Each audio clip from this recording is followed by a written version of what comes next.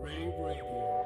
With rants and raves, you'll be okay. And today is your lucky day. It is rants and raves with Gary K. Hey everyone, this is Gary K, and welcome to a special edition of my Rants and Raves. Today I bring you bad news, unfortunate news, I should say. Samantha Ventura, who's been the at the helm of education for CEDIA as the senior director of education, and then the senior vice president of education and training over the course of 4 years at CEDIA. You've decided to go back to your roots and kind of take a break, but also go back to teaching. You know, it's just, well, first of all, thanks for having me. And it's just, we were talking about this a little bit before this started. It's one of those really unique positions to be in where I feel really good about where we are as an organization and really happy about where we're headed, really proud of the work that the team has done. My first love has always been teaching, in addition to writing. I love curriculum design. I love all of the facets of education. But for me, I like to be in the classroom, whether it's now virtual or in person. But I also just really like to be involved in the one-on-one of that type of growth for somebody. And so I'm excited about getting back into what I've been doing for 26 years, because I was still doing it in addition to working at CEDIA, largely as an adjunct professor, largely at IU, but other areas too. And just excited about that as well. Yeah, and I get the charge out of teaching as well, so I totally get that. Mm-hmm. You, in the time that you were there, you kind of brought CEDIA to a new level with regard to education. I think no one would doubt that. You're going to be sorely missed. Let's review kind of the things that you've done since you've been there, because when you came in there, for the most part, I mean, CEDIA had done a great job historically with education, but for the most part, it was driven by volunteers and driven by sort of historical ad hoc knowledge from people in the industry have been doing it for many years, and you kind of organized it into a more professional development program, I guess I would say. What do you look back in and that you feel, how do you feel it went well, and maybe where you could have made some changes? Well, that's a good question. Yes, you are right. When I first started, you would have heard me say, this feels like a startup. There were some exciting pieces to that, and it was daunting. I could never, ever have known how much of a huge strength the volunteer movement was from the very beginning, the grassroots movement, but also just the amount of knowledge and what that meant to the organization.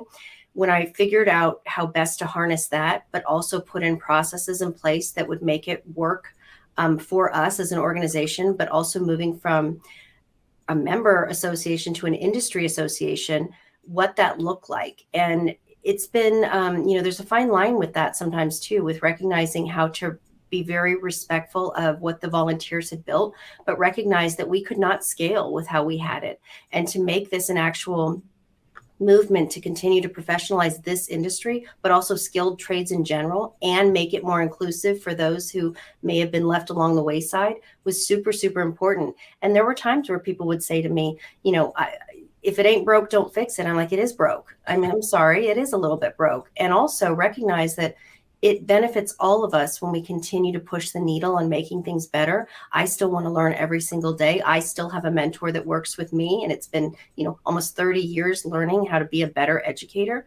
And those were exciting times in the early parts of what we were trying to do, but it was also a little bit daunting. Again, super proud of where we've come from and where we're headed. And now to see that after the merge with the UK office, the sale of the expo, some things that we've acquired along the way, we've now laid a really strong foundation for a really good pathway moving forward, that now the baton can be passed. And I do believe that we're really poised for great success, particularly in the area of education and training, which that's our strategy. Yeah. And so so let's say, you had a crystal ball, or let's say you had the ability to do exactly what you wanted to do, because obviously there's a couple of factors there that came up when you were talking. You kind of, I think part of it is resistance to change.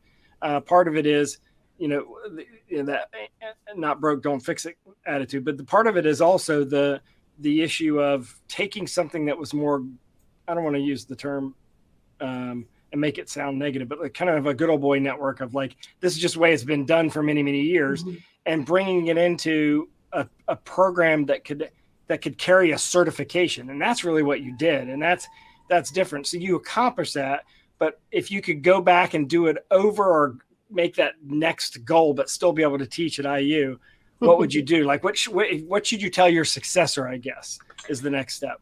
I would say to the next person that comes on board, stay true and stay strong to what a strategy really means. Buy-in is important, but sometimes it doesn't come along until there's proof in the pudding. I understood that from the very beginning. Have very real conversations and tell people you need to trust in what my vision is and what we're trying to do. There's going to be good success with this, but you have to understand they hired me for a reason. I was not from the industry. That presented quite a few problems for me in the beginning. Let's be honest. I was not coming from a place of knowing, the years of what had already gone into CEDIA. But there was some benefit for that too. I didn't come in with baggage. So I came in with very fresh eyes of what I thought we could do. And we made it happen within actually really 2.5 years to know that we have 2 stackable credentials right now with 2 certifications attached. Right now, David Whitney is just finishing up 2 days of really comprehensive ANSI accreditation meetings. I'm so proud of that. That's going to be attached to our CIT certification. These are things that are going to continue to professionalize this industry. It only makes all of us get stronger together. And I still say us, because although I'm leaving, I'm not leaving. I've said, you can't toss me out of the boat. I will still be involved as much as possible and as much as anybody would want me to. While I was at CEDIA, I still did leadership classes, leadership programs. It's something that I love to do. And I've said often to our business owners, no one is ever going to say you haven't been a successful business owner and that you're not so knowledgeable with tech. However, there's a lot to be said for retention, for succession planning, for strengthening the industry so that you can pass the baton and make this a viable career opportunity for anybody wanting to come into this field. And that's really what it's about. So what I would say to the next person also is help to prove even more now than ever before that this is a wonderful career opportunity. And we've laid the pathway for somebody to work with a business owner or come in independently and say, this is the career that I want, and I can make something of this. It seems to me that the person that they pick to lead CEDIA going forward needs to have, education in their background, all like integrated in their background. Like, I think that that's the key. That's the differentiator that CEDIA is going to have going forward, is being that known for that ability. This is my opinion, obviously, known for that ability to be that place that you go to find out, that hub of information with regard to education. Because the industry's changing a lot, it's evolving a lot, but you need some sort of like stable base of knowledge to really understand, how to build quality system. When you're going in someone's house, you're going to their home. You have to act a certain way, be a certain way, and perform a certain way. And it seems like to me, as the person who's going to run the industry association, that educational component needs to be part of it rather than it be separate. Because right now, the way I feel is that it's separate, almost like you're siloed compared to everything else that goes on in CEDIA. That's just my outside impression. Is that how you? Yeah. I appreciate those comments. I think if you go back and from the first thing that I was talking about originally, it's been a tough position for a lot of people at the org because a lot of change happened at one time. Yeah. And so again, going back to that idea of a startup, when people have change in front of them, it's not the change that they're so upset about. It's the emotional attachment to the way it always was. And so in the inside, internally, it wouldn't look that way to us. We are all on the same mission. We're moving forward strategically. It's really because, and it becomes a benefit, but sometimes a curse, the love of all the people also involved, which is so wonderful for us. But imagine this whole wave of almost emotion often attached to something that you have to have the buy-in because we need them. So I work on curriculum development just because I love it with my team. It's not really what my focus is, but I'm still in the movement of it. And often I will say to our subject matter experts, our SMEs, understand something, that when you're coming in and you're helping us to design and develop this, that there's a much bigger picture attached to this. It's not just about the you, it's not the me, it's the we. And sometimes breaking down some of those, even just with one person, imagine thousands. And so when we work with sometimes subject matter experts, I'm the first to say, I don't know this industry. I know education. So if you can bring what you know and what I know into one thing, it'll be golden. But we both have to put aside some biases here and work together. And I've been very, very lucky and blessed to have a lot of volunteers who have been willing and able to see the forest through the trees, that this transition is going to take a lot of work, but here we are. We're poised and positioned for great success moving forward. To your first point, do we need to have somebody specific to education? Not necessarily, but we definitely have to have somebody with the buy-in of that this is strategically what is going to make this industry more sound, more professional, and more of a viable career opportunity for people who are wanting to get into it. But there's another piece, Gary, that I want to mention here, and we talked about this at something else, another time that we had worked together, interviewed. I said on the other side, I can get people through. I can give people, great education. They can become wonderful technicians. They can be a career changer, higher level, lower level. It doesn't matter. If at the end of the day, the industry itself is not willing to support our technicians and our people in this industry as real, viable career, professional development opportunities and a career pathway for this particular group of people, I can't keep them. So we can do our part at CEDIA as much as possible. Industry. We're going to lose them to the CS world. We're going to lose them to somewhere else because they want to buy a house. They want to know they have benefits. They want to know they can take care of their family, or they just want to travel all over the place and have the money to do that too.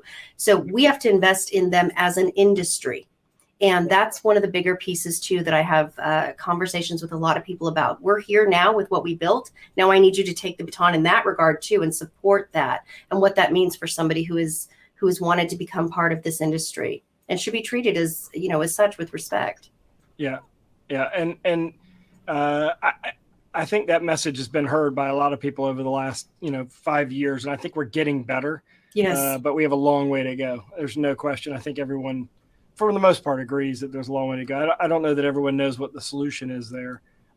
Part of it is education and training, but part of it is sort of resetting the salaries for the people that are in the field and recognizing that what they're doing is not the same thing as what most housing contractors do. It's a much higher level. It's really a lot of the people that are doing this can walk into a university and manage the IT system for a campus. Yes. With the knowledge that they have. And that's, they're not being paid accordingly in some cases. And I think that might be a little dilemma that our industry has to deal with. And it's not just this one. We have to normalize skilled trades. We have to say that skilled trades are, again, a viable option for somebody as a career changer or somebody coming right into their career. That it's viable, and it's important to note that not everybody's going to go through traditional education. I did, and I'm the first to say that. So, I think that's part of it too, is largely some misconceptions attached to it. And then that legitimizes bad behavior when it comes to how we treat people within the industry. It's not fair. Do you think that education, that trade education, needs to start in the high school, or should it start in junior colleges? I think either. I think the conversations have to start. So here's where you go out to many high schools, and you will have lots of times where opportunities for junior ROTC or recruiters will come for the military, or different groups will come and speak. But we don't make this something that becomes part of even the discussion or discovery of what they might like to do. So we will lose them to some of the other organizations or some of the other sister industries because they get them first. Whereas really, if they knew how cool it is, because I think our industry is super cool, that it's really cool, but it's also something that can support you financially and you can do a lot with.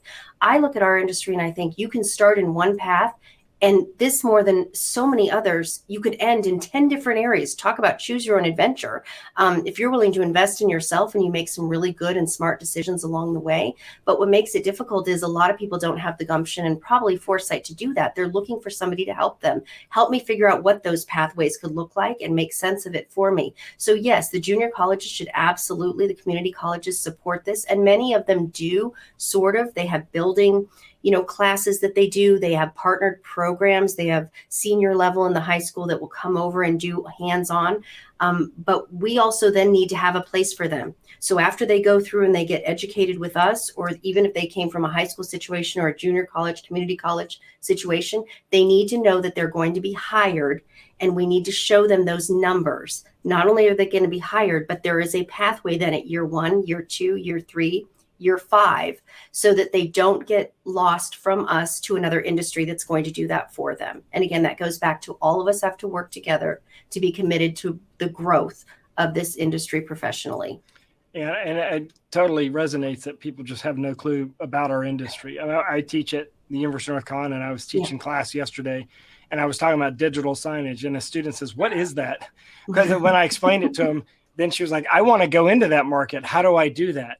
And I couldn't give her an easy path. I couldn't say, "Well, you just go here and learn this, and you can get in digital signage." The same way with home, high-end residential integration. There's not a clear path unless you go work for a residential integration company.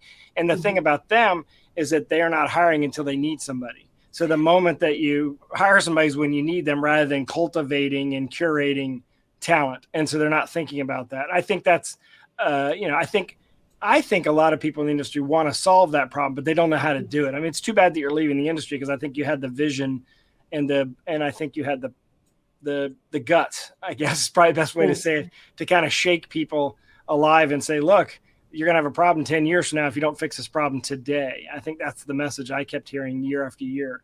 So I think it's unfortunate, but I hope that you end up coming back. I hope you do well and enjoy what you're doing and stay connected in some way. And certainly we have the both show and then the regional events. There's no reason why you shouldn't at least, and they're in your backyard. I mean, I don't know if you're going to move or what, but I wish you the best. It's been great talking to you and work with you over the years. And, I know that the industry has appreciated what you've done, even if it may not be obvious all the time. Thank you, Gary, very much. And I've appreciated your support and the support of your entire team over the years. I love our real conversations that we have. I think sometimes that's the best way to spur and spark on thought in people, is often to just get them that little bit of thought in them of, maybe I could think about this in a little bit of a different way. So yes, I will be around. I've already told everybody at CEDIA, now I can actually be a volunteer for different things. So call on me, when you need me. And I have no doubt that they'll put somebody in place that'll take the baton and do a fabulous job. So thank you for everything. And I appreciate it. Yeah. And we'll put your link in the description of this video cast, and so that people can connect with you on LinkedIn if they haven't already. And I wish you best of luck. Thanks for joining me today. Thank you so much, and have a great weekend. And thanks everyone for watching. rAVe Radio with Rants and Raves.